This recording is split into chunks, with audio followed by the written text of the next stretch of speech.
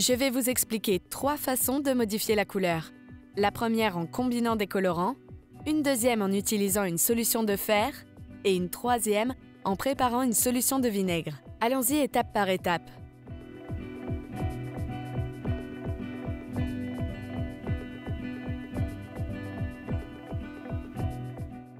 L'indigo se prête particulièrement bien au mélange, mais les autres couleurs se marient aussi bien ensemble. Faites une première teinture dans l'un, rincez, puis ajoutez à l'autre bain de teinture. J'ai tendance à commencer par la couleur la plus claire avant de plonger dans la couleur la plus foncée, c'est-à-dire le jaune avant le rouge.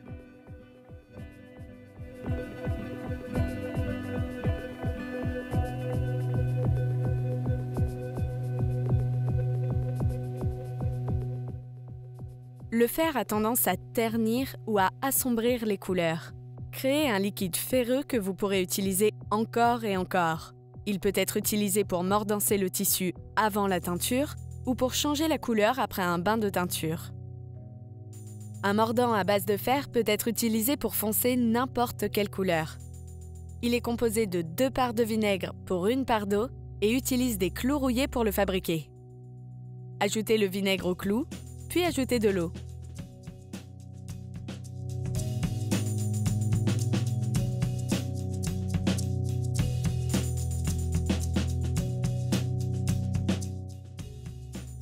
Après l'avoir laissé pendant 2 ou 3 semaines dans un endroit sombre, il aura l'air plus foncé.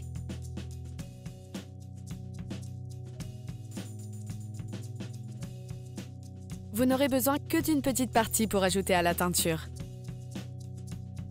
Faites tout d'abord un test dans un petit bocal, car si vous ajoutez directement au bain de teinture, vous ne pourrez pas revenir en arrière.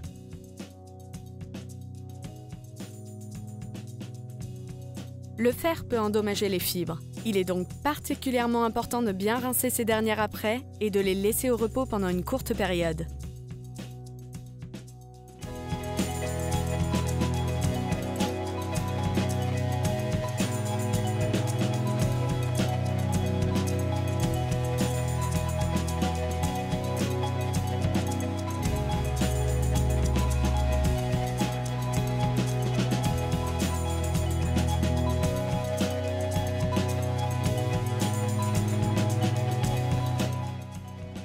Remplissez d'eau un bocal en verre suffisamment spacieux pour que votre laine puisse bouger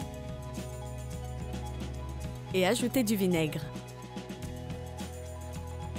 Trempez complètement votre laine. Cela a particulièrement bien marché avec le bois de saphir ou sappanwood.